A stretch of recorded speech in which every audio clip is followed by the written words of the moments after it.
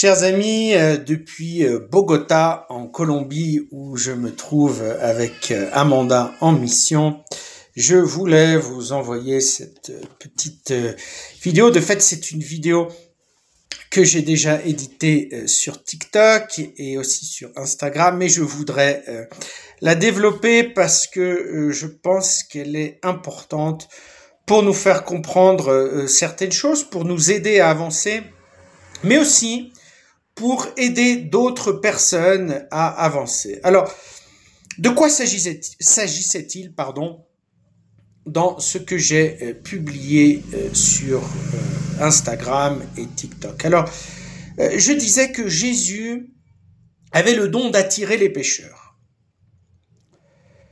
Et de fait, il y avait les prostituées, les publicains, les païens, voilà, qui aimaient écouter Jésus et qui ne se sentaient pas découragés par ce que Jésus disait.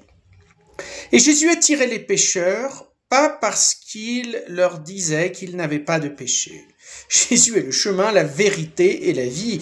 Il ne va pas utiliser comme tactique le mensonge.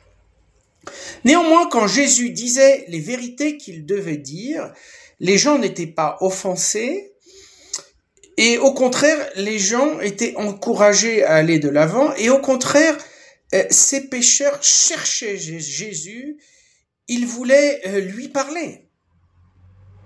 Donc quel est le secret à la fin de Jésus pour pouvoir dire ces vérités qu'il doit dire, sans rebuter les gens, sans éloigner les gens, sans faire que les gens soient en colère? Alors, désolé, vous entendez les voitures qui passent, mais il n'y a rien à faire. Nous sommes à Bogota, qui est une ville très très bruyante. Écoutez, ça fait partie de la mission d'entendre ces bruits. Donc, je reviens à notre thème. Donc, quel est le secret de Jésus pour réussir à faire passer un message des fois très très difficile? Écoutez, dire aux gens leurs péchés, c'est pas la chose la plus agréable au monde.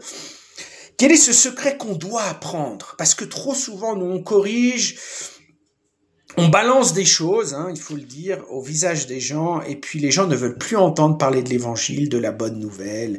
Ils s'éloignent, ils disent qu'on est rigide, et que notre message ne transmet pas d'espérance. Alors, quel est le secret de Jésus? Bien évidemment, le secret de Jésus, c'est son amour et c'est son regard d'amour. Et moi, je vous dis que quand vous devez corriger quelqu'un, et je me le dis à moi-même, il faut au préalable que l'on demande à Jésus de nous donner son cœur, de nous donner sa voix, de nous donner sa pensée, de nous donner ses paroles et de nous donner son regard d'amour. Alors, qu'est-ce qu'il y avait dans le regard d'amour de Jésus qui était si efficace et si puissant pour attirer et transformer les pécheurs? Les pécheurs, d'ailleurs, que nous sommes tous.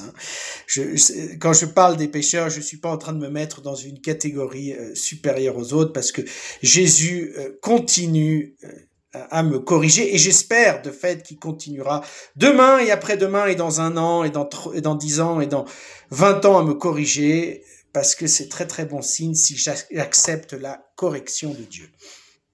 Alors, la première chose qu'il y a dans le regard de Jésus, c'est « Je ne te juge pas ». La première prison, la prison originelle, la prison la plus fondamentale dans laquelle on nous place, c'est le jugement. On se juge mutuellement et le jugement nous enferme dans un lieu où il n'y a pas d'espérance. Pourquoi? Parce que dans le jugement, il y a du mépris.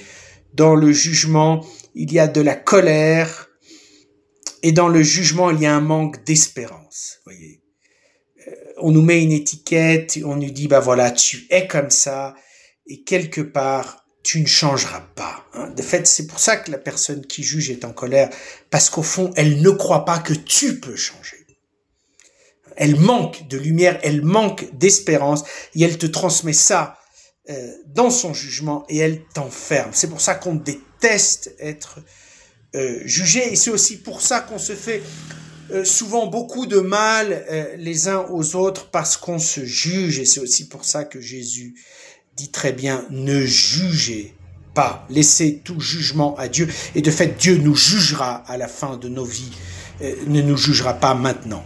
Parce que maintenant, c'est le temps de l'espérance, c'est le temps de la conversion, c'est le temps du changement. Alors si vous me voyez de temps en temps parler plus fort, c'est parce qu'il y a un camion qui passe. Alors deuxième chose, dans le regard d'amour de Jésus, c'est je te comprends. Voilà, c'est pour ça qu'il n'y a pas de jugement. C'est parce qu'en même temps, Jésus nous dit, je te comprends, je comprends tes difficultés, je comprends tes épreuves, je comprends ta faiblesse, je comprends ta situation dans ce monde. C'est pas facile, de fait, on le sait, c'est pas facile. Nous sommes faibles depuis le péché originel d'Adam et Ève. L'être humain est faible, il est fragile, il tombe. Et la société, malheureusement, la société des hommes, ne nous aide pas. Donc, dans le regard de Jésus, il y a de la compréhension, il y a de l'empathie, il y a quelqu'un qui n'est pas pécheur, mais qui sait se mettre à la place des pécheurs. Ça, c'est ce qu'il y a d'extraordinaire dans Jésus. Et c'est ce que nous devons apprendre. C'est-à-dire, je ne sais pas, peut-être que la personne que l'on doit corriger, je ne sais pas, a un péché de pornographie, pour dire quelque chose. Et peut-être que moi, je ne l'ai pas. Je ne l'ai pas. Mais je dois être capable de me mettre à la place de la personne qui a ce péché et de l'aimer même si j'ai pas ce péché et de la comprendre même si j'ai pas ce péché. Évidemment, la comprendre, ça veut pas dire que moi je vais me mettre à voir de la pornographie, bien sûr que non, mais c'est beaucoup plus profond que ça. C'est la puissance de l'amour, de se mettre à la place de l'autre, même quand on ne souffre pas, voilà, de ce que l'autre personne souffre. Troisième chose dans le regard de Jésus, c'est je serai avec toi. Et ça donne de l'espérance. Donc, c'est pas simplement je te corrige, voilà, et je te dis ce qui va pas, mais en même temps, c'est je vais t'accompagner, je vais être là, tu peux compter sur moi, et toi et moi, on va le faire. Voilà ce que transmettait Jésus. Parce que une des choses les plus terribles dans notre monde, c'est se sentir tout seul. Se sentir abandonné, et surtout se sentir abandonné dans nos combats contre le péché. Je reviens à cet exemple, la personne qui est dans le vice de la pornographie, bien souvent, on veut s'en sortir, on veut pas rester là. Mais en même temps, on se sent parfois tellement seul face à notre addiction et à notre vice. Et la dernière chose dont on a besoin, c'est qu'un type qui nous dise, voilà, t'es un sale type parce que tu regardes de la pornographie, t'as pas honte, tu devrais changer. C'est la dernière chose qu'on a besoin d'entendre. Au contraire, on a besoin de ce regard, je répète, qui ne juge pas, qui comprend et qui dit, t'es pas dégoûtant pour moi, t'es juste faible. Et comme t'es pas dégoûtant pour moi, toi et moi, on va marcher la main dans la main. Voilà, c'est ce qu'une épouse aussi a besoin de dire à son époux quand il a ce problème-là. Et quatrièmement, ce que dit le regard d'amour de Jésus, c'est je sais que tu as beaucoup de bonnes choses en toi, je sais que tu as beaucoup de lumière en toi, je sais que tu as des talents, je sais que tu as de la bonne volonté, t'as beau être un criminel, t'as beau être une prostituée, t'as beau être un meurtrier, le bon larron sur la croix à côté de Jésus. Quand Jésus lui dit tu seras avec moi au paradis aujourd'hui, il est en train de lui dire je sais que tu as un fond merveilleux.